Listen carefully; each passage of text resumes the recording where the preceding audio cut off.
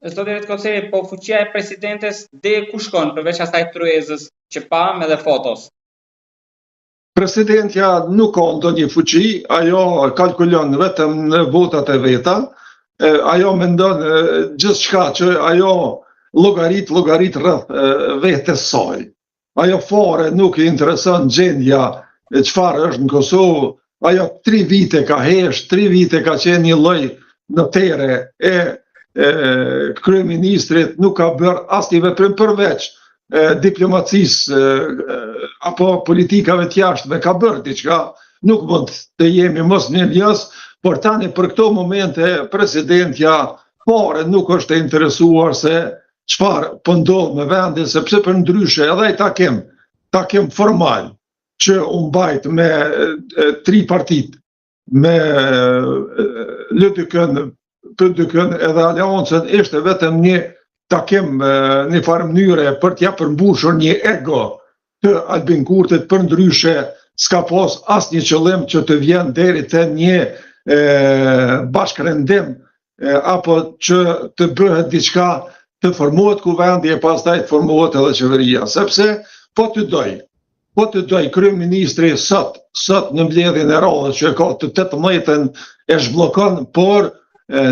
nuk është i interesuar sepse nuk i ka votat për ta formuar qeverinë, kështu që don ta djeg Albulena Haxhiun apo ta djeg kuvendin e asesi ta djeg vetveten apo ta sheh popullata se Albini veç e ka humbur fuqinë që dikur e kishte. Kushtetuesja si mund ndërhyjë këtu? Kush duhet ta marrë hapin për ta çuar atje? Këtu duhet një numër i deputetëve që ka bërë diçka Aleanca, ka dërguar një kërkesë për ta zhbllokuar. Kushtetuesja ka mundësi që të zhbllokoj situatën, të krijoj një komentim, të bëj një komentim të kushtetutës, e cila lën kohë dhe hapësira, sepse askush në Kosovë kur është themelu kushtetuta nuk ka llogarit se mund të vjen te një bllokadë e tillë edhe gjithçka nuk është parafo. Por megjithatë kushtetuesja, e cila në këto momente e ka një antar mangu, edhe ajo nuk mund merr vendime, sepse kuvendi nuk e ka emëruar një kandidat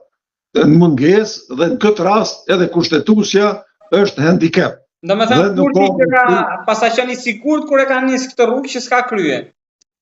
Po, gjithçka i bën programon. Dhe gjithçka e bën me qëllim për shohim që fare nuk i intereson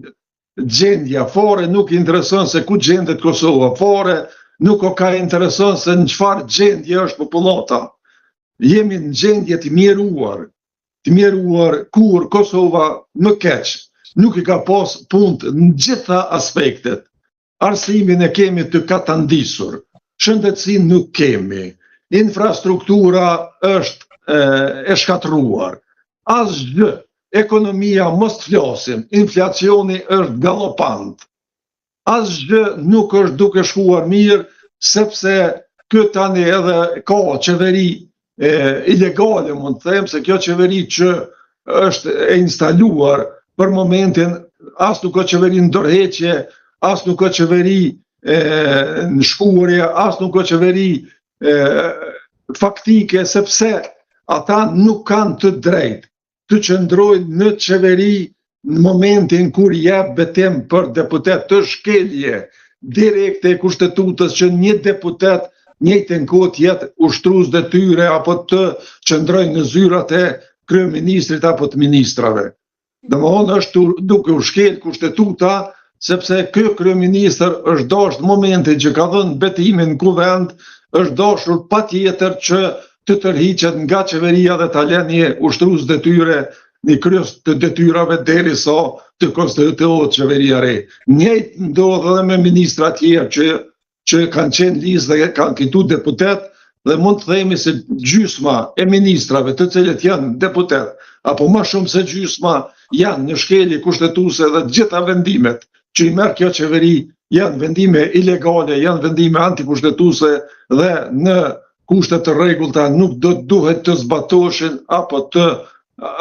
përpillet të fillonin të japin efekte juridike sepse janë ardhur nga një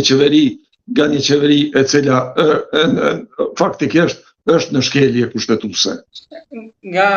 partitë opozitare, nga të trija parlamentare, kush ju duket më katër në fakt, po kush ju duket më aktive edhe me dëshirë për ta formuar qeverinë, se pam Haradinaj që ju tha që mori nismën për të shkuar në kushtetuese, nga ana tjetër nisma e Limajt që u vetë ofrua në një farë mënyrë për të qenë në koalicion, pra për pazar apo për ideale, kush ju duket më aktive, pavarësisht deklaratave të PDK-s dhe LDK-s? Asnjëra përveç interesimin që e ka Aleanca, por ajo fuqinë nuk e ka, sepse ka numër të vogël, vetëm 5 deputet, një deputet tani të minoriteteve atje. 6 faktikisht me nisme nuk kanë kurfa raporte dhe i kanë prish raportet. Nisma nuk është më në koalicion me Aleancën, derisa LDK-ja nuk është e interesuar fare. LDK-ja edhe po t'ja japin udhëheqjen si kryeministër,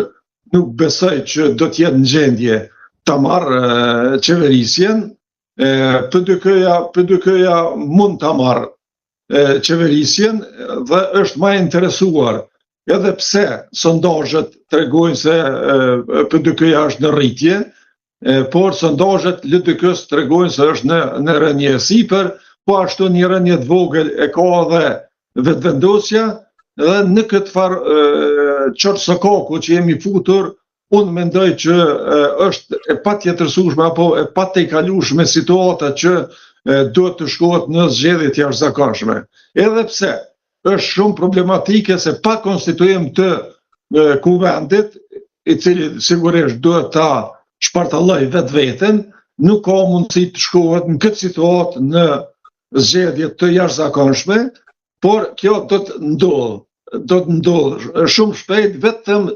kërkohet apo të shkohet sa më afër zgjedhjeve lokale, dhe atëherë Albini do të krijojë situatën që të shkohet në zgjedhje të jashtëzakonshme, sepse do ta propozoj një